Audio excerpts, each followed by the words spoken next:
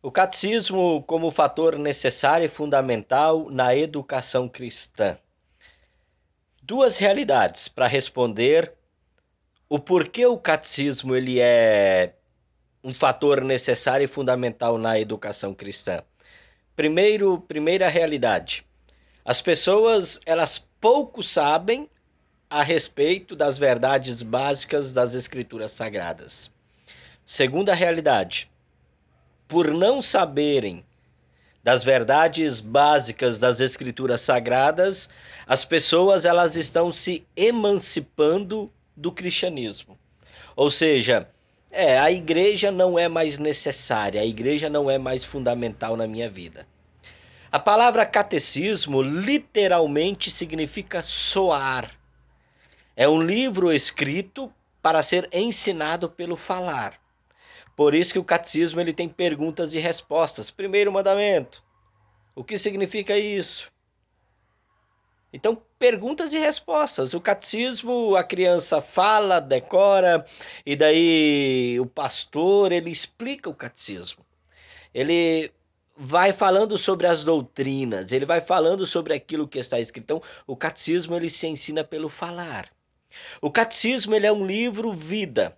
É um livro a respeito da minha vida com Deus, é um livro que fala da minha vida com o meu próximo.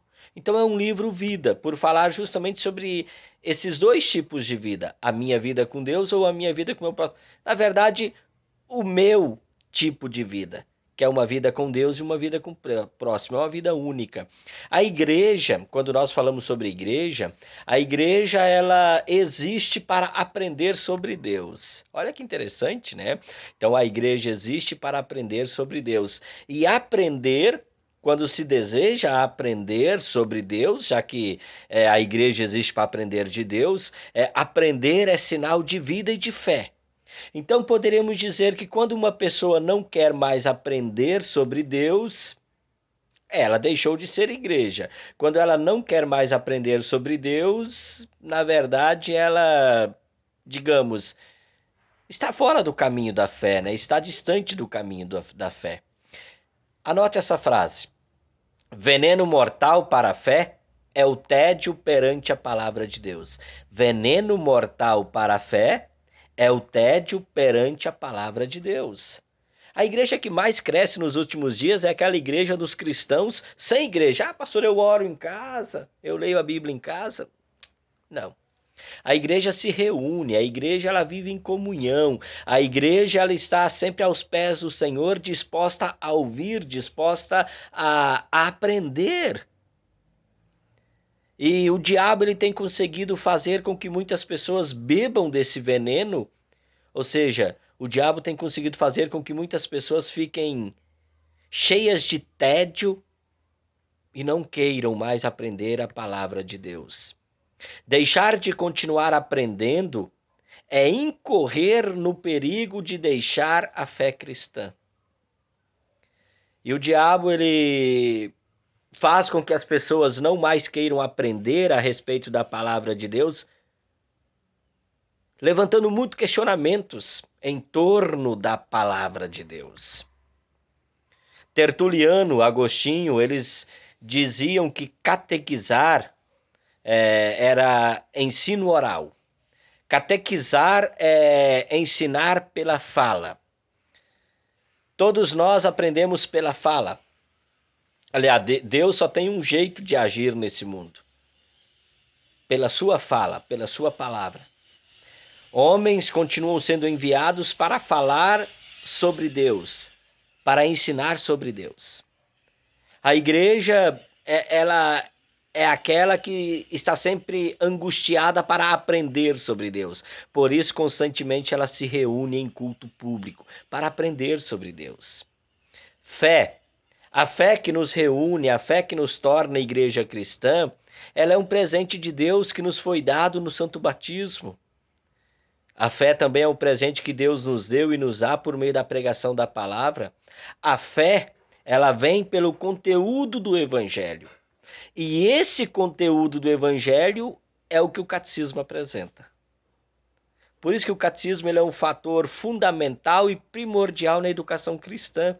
Por quê? Porque o catecismo nos apresenta o conteúdo do evangelho. E a fé vem pelo conteúdo do evangelho. Nós recebemos de Deus 10 mandamentos. Eu não sei quais mandamentos foram escritos na primeira tábua, foram em 2 tábuas de pedra. Eu não sei quais mandamentos foram escritos na primeira tábua e quais foram escritos na segunda tábua, eu não sei. Mas, ao ler as palavras de Jesus, registradas pelo evangelista Mateus, capítulo 22, versículo 37 até o 40, onde Jesus fala sobre amar a Deus e amar o próximo, eu chego à conclusão de que na primeira tábua foram escritos o primeiro, o segundo e o terceiro mandamento. O primeiro mandamento, eu sou o Senhor teu Deus, não terás outros deuses diante de mim. É o mandamento que me ensina sobre fé em Deus. O segundo mandamento, não tomarás em vão o nome do Senhor teu Deus, porque o Senhor teu Deus não terá por inocente o que tomar o seu nome em vão. Esse mandamento, ele me ensina sobre oração. Então, o Deus que eu creio, demonstrado lá nas palavras do credo, o Deus que eu creio é o Deus para o qual eu oro. Deixar de orar é tomar o nome de Deus em vão. Deixar de confiar em Deus é tomar o nome de Deus em vão. E o terceiro mandamento, santificarás o dia do descanso, é o mandamento que me ensina sobre culto. Então, olha só, a minha vida com Deus é uma vida de fé. Fé essa que é um presente que Deus me dá no batismo, pela pregação. Fé essa que Deus mantém também pela pregação, mantém também pela Santa Ceia. Então, fé, minha vida com Deus, fé, oração e culto. Fé é um presente de Deus. Oração é transpiração da fé. E culto, bem, culto nada mais é do que Deus vindo ao meu encontro.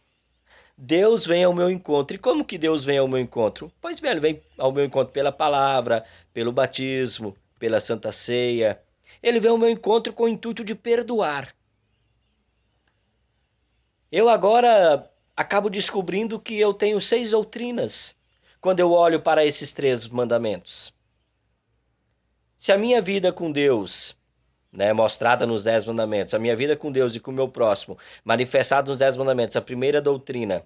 E primeira coisa, se eu aprendo lá no primeiro mandamento sobre fé, eu tenho a segunda doutrina, que é o credo.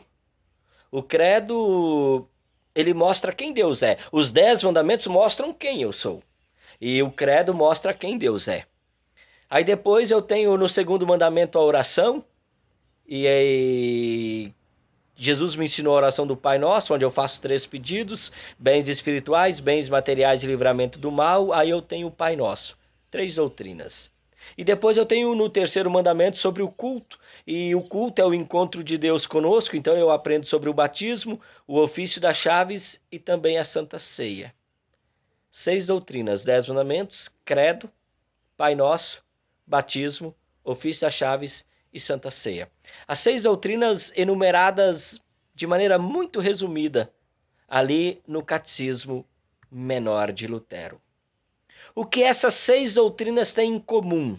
Se eu pegar e fazer uma conclusão sobre as 6 doutrinas, o que elas têm em comum? 10 mandamentos, credo, Pai Nosso, batismo, ofício das chaves e Santa Ceia. O que essas 6 doutrinas têm em comum? Elas indicam, elas ensinam e elas me conduzem à justiça a respeito de Cristo. Sem a compreensão a respeito da justiça de Cristo, não há louvor. Não há louvor. Os 10 mandamentos mostram quem eu sou: pecador. Fé, oração, culto, honrar pai e mãe, as autoridades, não matar, não cometer adultério, não roubar, não falar mal de ninguém, não cobiçar mulher e nem casa do próximo. Mostra quem eu sou: pecador. Mas ao mesmo tempo que eu olho para os 10 mandamentos, eu poderia dizer, bom, então logo depois dos 10 mandamentos, sabendo agora quem eu sou, pecador, eu deveria ir lá para a 5ª doutrina do catecismo, É o ofício das chaves.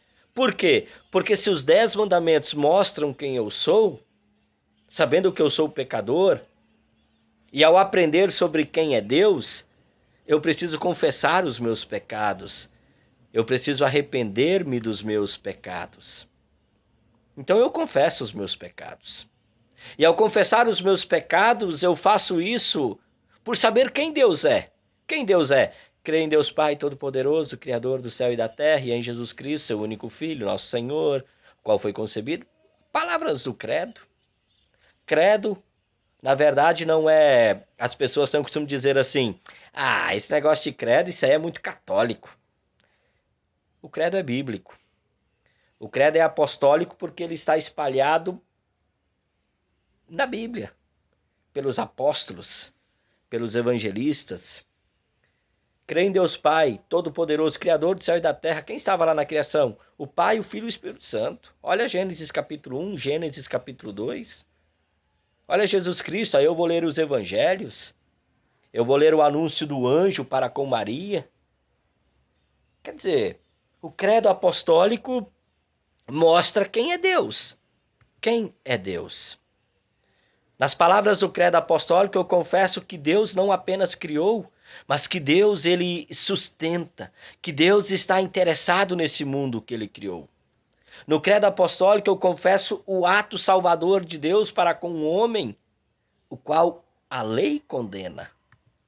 No credo apostólico, eu confesso a ação do Espírito Santo que, pelo Evangelho, cria, sustenta uma cristandade e capacita essa cristandade a servir o nosso Deus. Pela sua cristandade, Deus ele age no mundo pela prática do amor ao próximo. Sim, Deus ele tem um povo que é seu. Então esse povo que é de Deus se relaciona com Deus e também com o próximo, não é verdade? Com Deus e com o próximo. Legal, fantástico. Mas é Deus que sustenta a sua cristandade para justamente atuar em favor do próximo. O cristão está livre para servir a Deus e ao próximo. É como escreveu o apóstolo Paulo na carta aos Romanos, capítulo 13, lá no versículo 10. O amor é o cumprimento de toda a lei. Aí pelos sacramentos, batismo e santa ceia, o Espírito Santo ele torna a mim, pecador, em cristão. Fantástico, né? Pelo batismo, pela santa ceia, o Espírito Santo ele torna o pecador em cristão e o conserva como cristão. Agora essa cristandade, pelo poder do Espírito Santo, ela crê, ela ora assim como Jesus ensinou, de acordo com as palavras do Pai Nosso. Aí nós dizemos Pai Nosso. Quem é o Pai Nosso? Bem, para o Pai ser nosso, o Deus também tem que ser o mesmo, não é verdade? Qual é o teu Deus? Aí o credo mostra isso. Aí eu falo pelo credo, olha, eu creio em Deus Pai Todo-Poderoso, Criador do céu e da terra, e em Jesus Cristo. Eu também creio. Legal. Então esse é o nosso Pai. Esse é o nosso Pai. Ele é Pai nosso. Aí nós oramos, santificado seja o teu nome, venha o teu reino, seja feita a tua vontade, assim na terra como no céu. Aqui nós suplicamos 3 coisas. Nós suplicamos pela pregação da palavra, nós suplicamos pelo poder do Espírito Santo para crer, para nos manter firmes na fé, e nós suplicamos para Deus tirar da nossa vida tudo aquilo que atrapalha de ouvir a pregação. O pão nosso de cada dia nos dá hoje.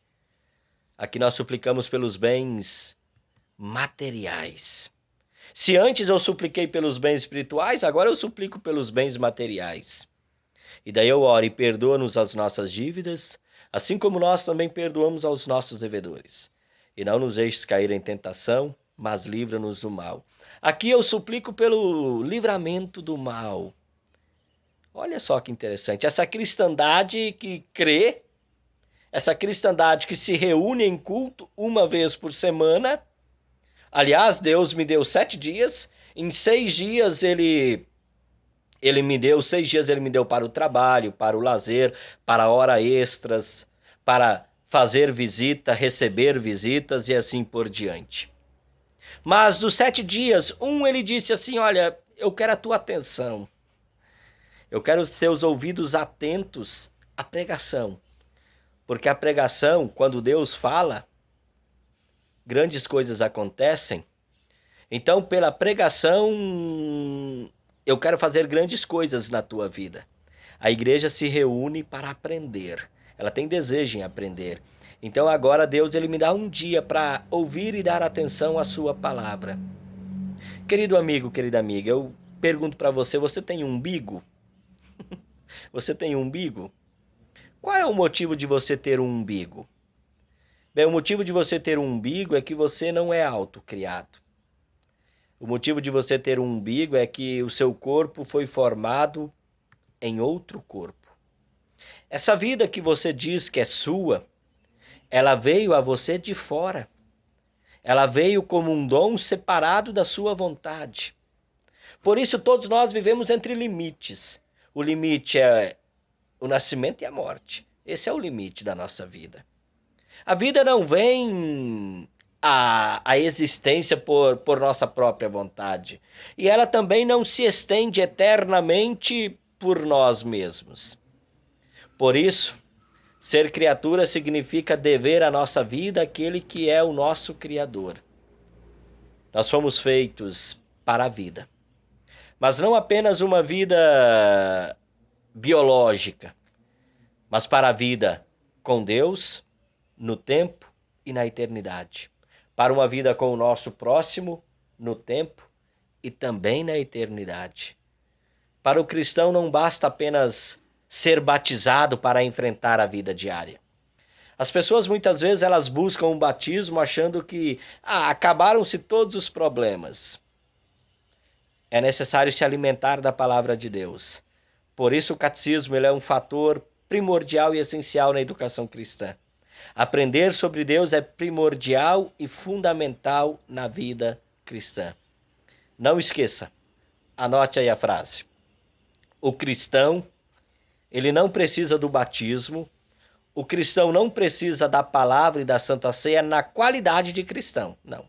Como cristão, você não precisa de nada disso, porque você já possui tudo o que o batismo, a palavra e a Santa Ceia te dão.